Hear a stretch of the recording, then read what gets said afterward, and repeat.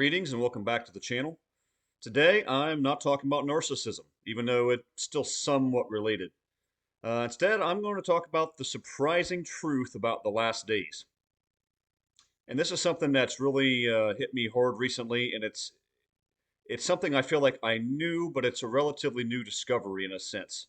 The extent to which I think I grasp this now, and I wanted to share it with those of you who share my faith and have interest.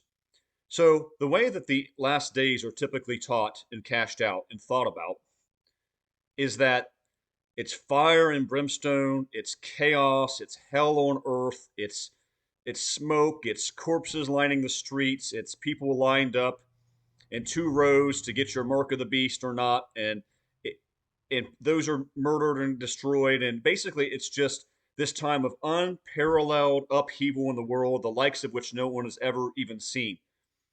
And it's called the Great Tribulation. And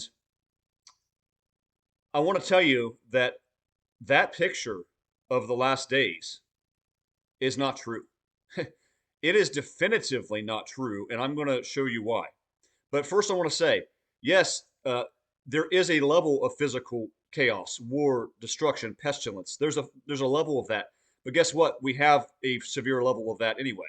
20th century was by far the bloodiest century of all time. Wars, rumors of wars, all those things are already occurring. So the question is, though, does it rise to the extent that it's hell on earth chaos, smoke and fire everywhere? The answer to that is no. In fact, it's just the opposite in a sense. So let me explain this. There's three passages I'm going to read and talk about for this. So let me pull these up, put them on the screen. The first one is from Matthew 24, when Jesus is talking about the fall of the temple in Jerusalem that had happened in 70 AD, and then he's also at the same time addressing the end of the age. And that's why it gets confusing. A lot of that talk about how horrible it's going to be, unparalleled sense of upheaval. He also mentions that that occurs, pray that your flight's not on the Sabbath, or those sorts of things. So he's talking about the destruction of Jerusalem. So bear that in mind. But this is what he says about the last days. He says, but about that day and hour no one knows, not even the angels of heaven, nor the Son, but the Father alone. For the coming of the Son of Man will be just like the days of Noah.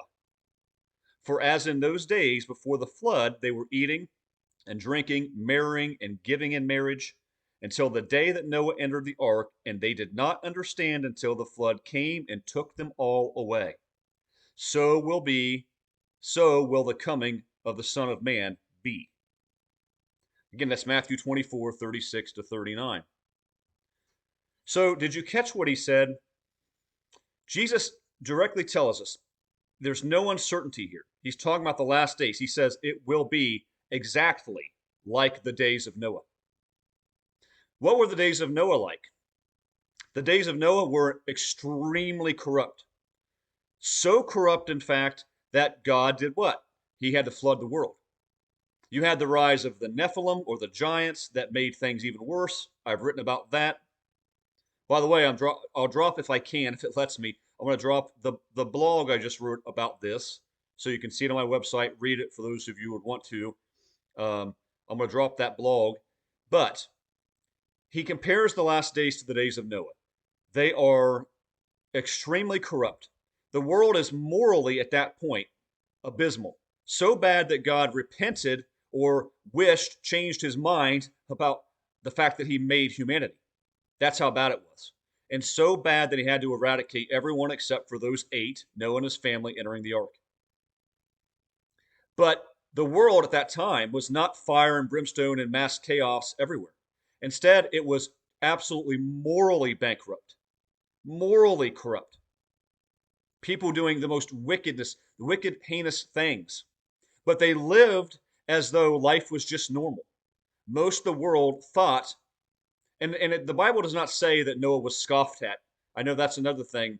It's not true. It doesn't say he was scoffed at, but I think it's reasonable to infer. So he builds this ark over the course of decades. And the people around him, no doubt, are wondering, what are you doing? Why would you be building this ark? And he's talking about a flood and all these things. And they're like, pfft. To them, it was just life as normal. As Jesus said, eating, drinking, marrying, giving in marriage. In other words, life looked to most of the waking world just like it always does. But what we know about that time, like I said, is that from a moral perspective, from the perspective of faith, perspective of godliness, it was the most heinous and wicked time probably imaginable. So bad, God had to destroy it. So what you have is a scenario where most of the world is just living their life like nothing's happening. And they're failing to see how bad, how abysmal, and how morally bankrupt the world had become. They're living in this delusion, this mass matrix, and they don't see it. They don't see it at all. So that when the flood came, took them by complete surprise. They were not expecting it because there was nothing about it that was obvious. There was no reason to think that was going to happen because they didn't have spiritual eyes to see or ears to hear. Jesus told us the last days are actually going to be like that. Do you understand how radically different that is than how it's cashed out? That means that we have a life basically functioning to most of the world as it normally does. Eating, drinking, basic things, getting married, your foundational commitment, which is terrorized today. It's trash because the culture's so bad. But continuing to get married, having kids, eating, drinking, living your life as though nothing is going on. That's how he describes the last days. And this gets better because it's even more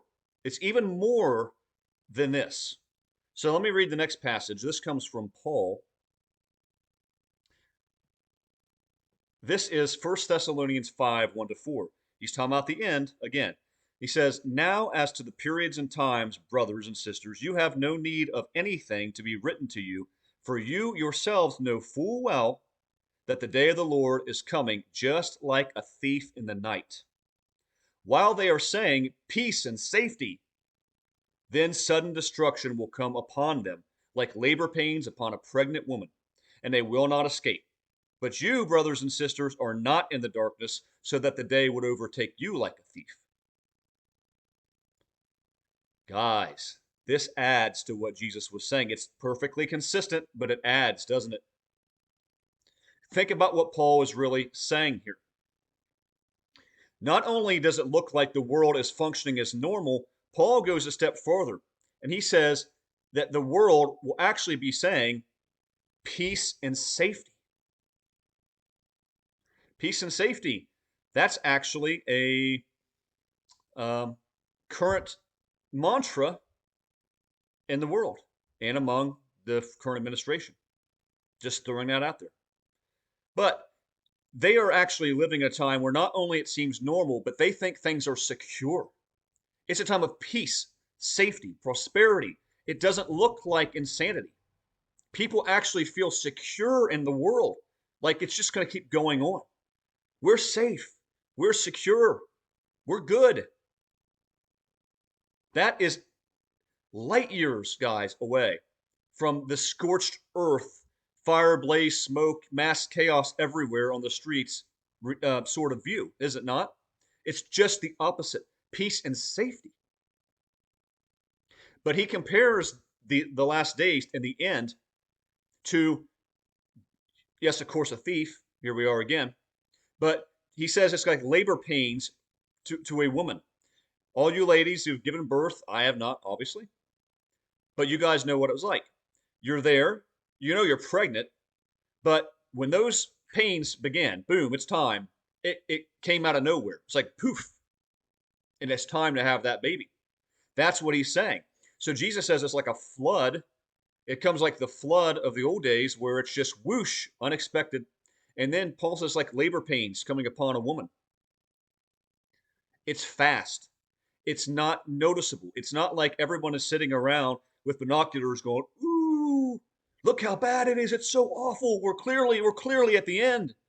We're so clearly at the end. It's so obvious everywhere. Not physically obvious. That is an interesting thing. So I want to add one more wrinkle to this. And there are numerous places that this is discussed. I'm going to read two of them. Jesus says both. One's in Matthew 24:43, one's in Revelation 16:15. So in Matthew, Jesus says, but know this concerning the last days, but know this, that if the master of the house had known in what part of the night the thief was coming, he would have stayed awake and would not have let his house be broken into. So you have this image. When does a thief come? The thief comes typically at night, when you don't expect it, when you're asleep, when the world is in a slumber. When that person in the house or people, they're in a slumber, usually the wee hours of the night when you just don't expect it. In fact, the thief goes far out of their way to make sure they come at a time when you don't expect it. Jesus is saying, I'm going to come just like that. He says this in Revelation 16:15. Behold, I am coming like a thief. Blessed is the one who stays awake, keeping his garments on, that he may not go about naked and be seen exposed. Peter compares this as well to the coming of the Lord like a thief. Do you understand what's happening here? Jesus comes suddenly, very quickly. Most of the world sits in a spiritual slumber. That's why we're told to stay awake, to watch, to interpret the signs of the times, what's occurring in the world.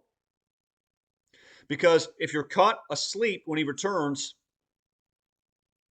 you're just like that person who had their house broken into. That's why he says stay awake, stay spiritually awake. Most of the world is in a slumber. Most of the world is going to be absolutely unaware that anything is happening at the end.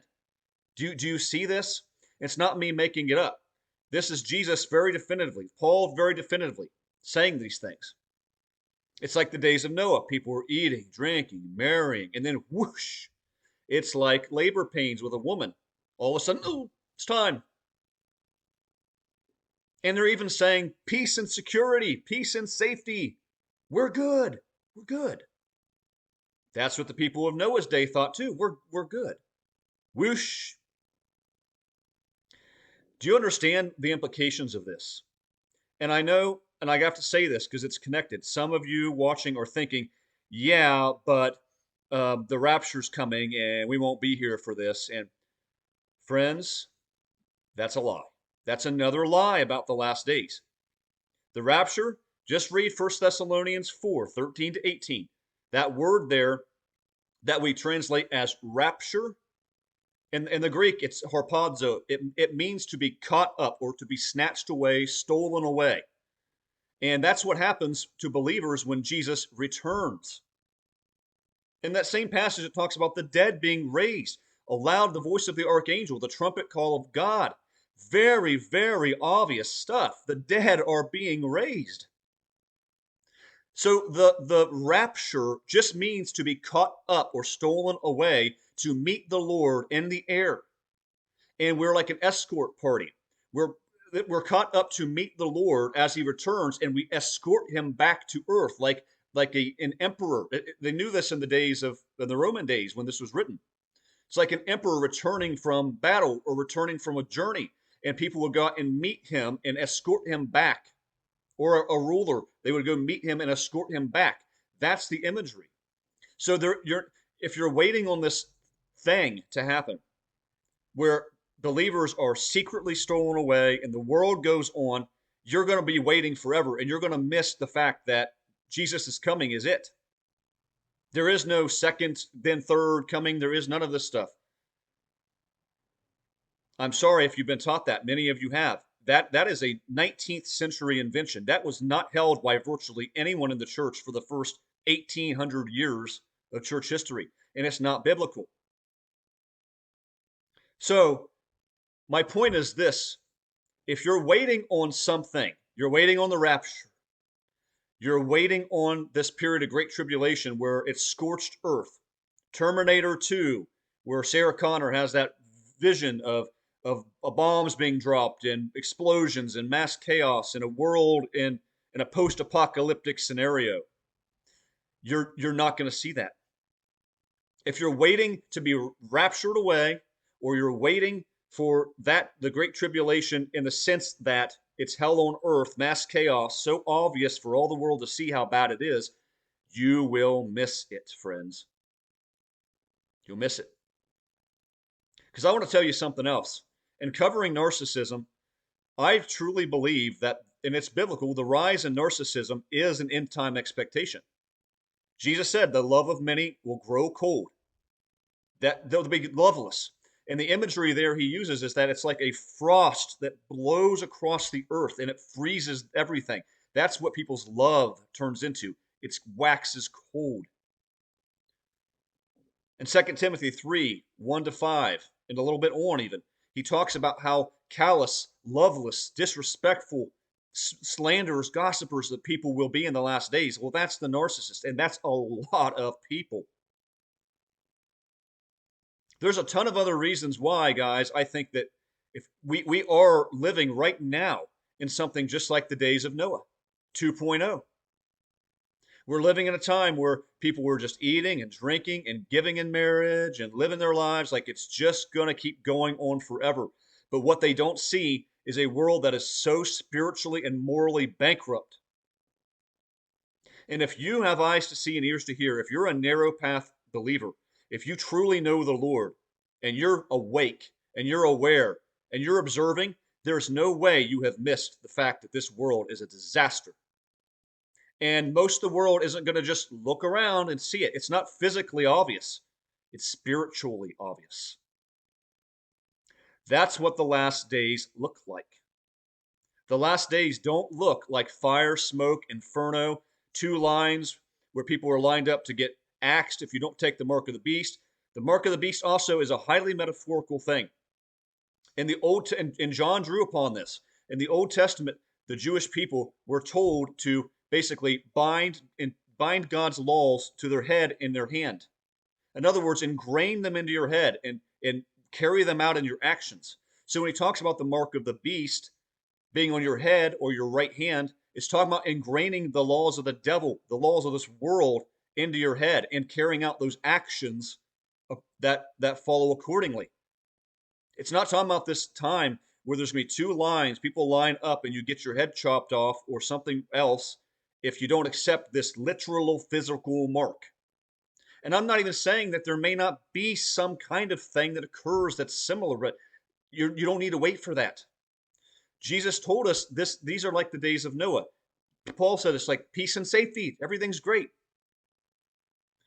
But those who understand, those who know the Lord, who walk in the truth, know that this world is an absolute mess and disaster. Narcissism rules the day. Truth, right is wrong, up is down. Everything is completely out of sorts. There's all the gender confusion. There's rebelliousness in every single possible way. We have an apostate church that is mostly apostate, mostly in free fall. It doesn't follow the truth. It's not the real bride of Christ. The real bride of Christ is a small remnant of people who exist across the globe. It's a small remnant. Just as Jesus said, many are called, few are chosen. The path to life is very narrow and hard. The path to death and everlasting destruction is very, very wide. Most are on there. So this is a warning, guys. I care about everyone watching this. Understand that we're not waiting for something to happen here that screams, this is the end. Oh my gosh. Fire, chaos. Oh. We would be looking for a time that is morally bankrupt completely, where most people live oblivious lives. They think it's just going to go on and on. They're so consumed in their own little world. They're so selfish. They don't see all the myriad spiritual markers that exist telling us that we are closing in. And I'm not telling you tomorrow, a date, next year, 2-5. I'm not putting, I would never do that. Jesus specifically said, don't do that. What I'm saying is we are told to stay awake, to watch, and those who can see are seeing it. Be aware. This is the time, if you have not already, this is the time to get your life in order. to get your life together, to be buried deep within the Lord, to leave whatever sin it is that you have attached to you, to leave whatever it is that's holding you to this God-forsaken world where the ruler of this world, the devil, owns it and runs the show. What time do you think we have? If you're waiting for a secret rapture, stop. It's not coming. We will just be caught up to meet the Lord in the air when he returns. If you're waiting for fire, chaos, death, scorched earth, you're going to wait and you're going to miss it, because Jesus is coming back before any of that. There is no, I should say, there is no buildup of those things prior to his end. It looks like the days of Noah. It's a time of peace and safety. Jesus comes like a thief, because remember this, and I'll close. The only way that Jesus could say he comes like a thief, and the apostles could say he comes like a thief, is because it's unexpected. It's not a time that's so obvious. It cannot be that the last days look like the days of Noah and it's mass chaos that's obvious to the world. It cannot be that they're saying peace and safety and it's mass chaos for all the world to see. It cannot be that Jesus comes like a thief, surprising the world, shocking people, coming deliberately when they will not expect it, as a thief does, yet they're in a world where it's fire, chaos, and obvious signs of the end. Physically, those signs are there, but they're spiritual in nature largely. So guys, I hope that this makes sense. Drop comments below. I felt really urged to do this. Like I said, I'll try to drop comments to my article if anyone wants to see it. Sometimes it lets me, sometimes it doesn't. Anyway, I will come at you with another video soon about narcissism or something else, depends. But until then, God bless.